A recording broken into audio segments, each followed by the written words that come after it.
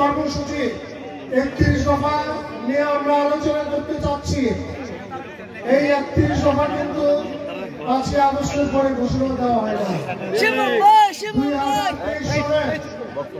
13 জুলাই বাংলাদেশ জাতীয়তাবাদী দল সকল নেতৃবৃন্দ, তৎকালীন সকল বিরোধী দলের নেতৃবৃন্দের সাথে কথা বলে আমাদের ভারপ্রাপ্ত চেয়ারম্যান জনাব তারেক রহমানের নির্দেশে দেশে সুন্দর একটি নির্বাচন ব্যবস্থা এবং সুশাসনের লক্ষ্যে এই 31 দফা ঘোষণা দেওয়া হয়েছিল। আজকে অন্তর্বর্তীকালীন সরকার 6টি সংস্কারের কথা বলেছে।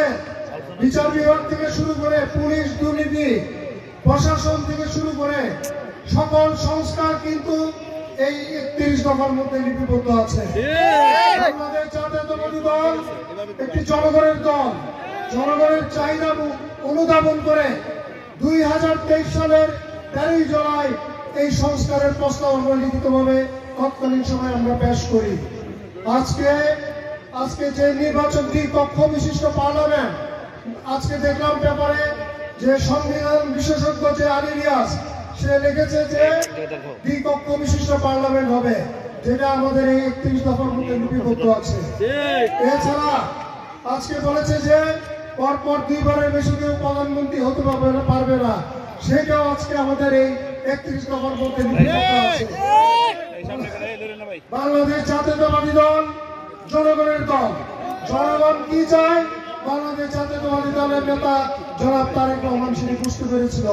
তাই 1 বছর আগে তখন কেউ চিন্তা করতে পারে নাই যে এই ফ্যাসিস্ট সরকারের এত তাড়াতাড়ি পতন ঘটবে, কিন্তু জনগণের দাবির কথা চিন্তা করে, জনগণের যে চাহিদা সেটা চিন্তা করে এই আমাদের ভারপ্রাপ্ত চেয়ারম্যান তারেক রহমান আজকে এই 31 দফা তৎকালীন সময় ঘোষণা দিয়েছিল। আজকে নির্বাচন ব্যবস্থা সংস্কারের কথা বলা হয়েছে 31 দফা।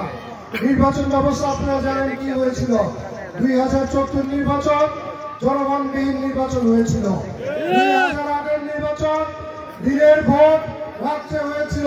2024 নির্বাচন আমি এবং ডামির নির্বাচন হয়েছিল।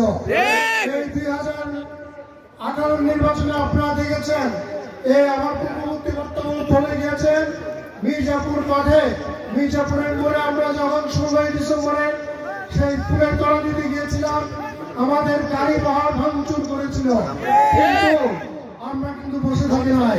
তার 2 দিন পরে এই জনগণ হাজারো হাজারো জনগণ নিয়ে এই আমতলী বাজার থেকে আমরা মিছিল করে আমরা চম্পকনগর পর্যন্ত গিয়েছিলাম। জনগণ কিন্তু আমাদের সাথে ছিল। আমরা হয়তো পুলিশ আমাদের সাথে ছিল না, কিন্তু জনগণের বিজয়কে তখন ঠেকাইতে পারে না। জনগণকে নিয়ে আমরা বিজয় মিছিল করেছি এবং আমরা সেই মিছিলে আমরা প্রমাণ করেছি যে জনগণ বিএনপি দল, জনগণ ধানের শীষের সাথে ছিল, জনগণ আমাদের সাথে ছিল। আমরা অনেক কষ্ট করে এই ফ্যাসিস্ট সরকারকে আমরা পতন ঘটিয়েছি। আজকে আপনারা দেখেছেন যে এই জুলাই আগস্টের যে আন্দোলন, এই আন্দোলনে বাংলাদেশ জাতীয়তাবাদী দল দলের প্রায় 500 জন লোক শহীদ হয়েছে সারা বাংলাদেশে। বিগত 16 বছরে আমরা আমাদের নেতা জনাব তারেক রহমানের নেতৃত্বে যে আন্দোলন করেছি, সেই আন্দোলনে জনগণের একটা ক্ষোভ ছিল। আজকে ছাত্র জনতা হয়তো সেই ক্ষোভকে একটা স্ফুলিঙ্গ জাগিয়েছে, কিন্তু এই আন্দোলনের কিন্তু পটভূমিকা বিএনপি এবং তাদের সহযোগী সংগঠনে। আমরা যদি আজকে এই 16 বছর এই ফ্যাসিস্ট সরকারের ভিতরে যদি আন্দোলন না করতাম, জনগণকে যদি আমরা উদ্দীপ্ত না করতাম, তাহলে এই সরকারের আজকে আমাদের খেয়াল রাখতে হবে। এই আন্দোলন কিন্তু আমাদের কঠিন ত্যাগের আন্দোলন, কঠিন ত্যাগের আন্দোলনের ফসল কিন্তু এই 5 আগস্টের আন্দোলন। আমি আমাদের নেতা কর্মীদেরকে আগেও বলেছি যে নিজেদেরকে সতর্ক থাকতে হবে, জনগণের ভালোবাসা নিয়ে আমাদের আগে যেতে হবে।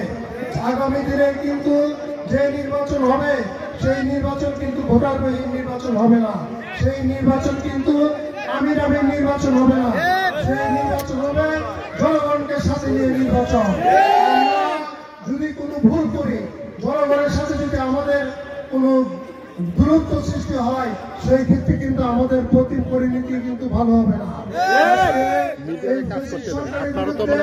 যে আন্দোলন হয়েছে, এই আন্দোলন কিন্তু আমাদেরকে একদিকে আমাদের বিজয় করেছে, আরেকদিকে কিন্তু আমাদের একটি শিক্ষা দিয়ে গিয়েছে যে জনগণের সাথে যাদের সম্পর্ক থাকবে না, জনগণের থেকে যারা দূরে থাকবে, তাদের পরিণতি কিন্তু ভালো হবে না।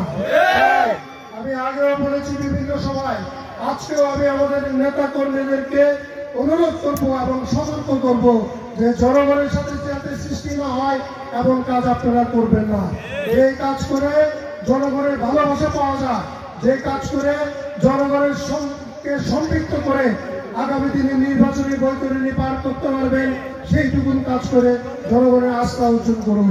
এবং আমাদের বিভিন্ন সময় আমরা শুনতে পাই যে অনেক নেতা কর্মী বিভিন্নভাবে বিভিন্ন কাজে অপকর্মে জড়িত।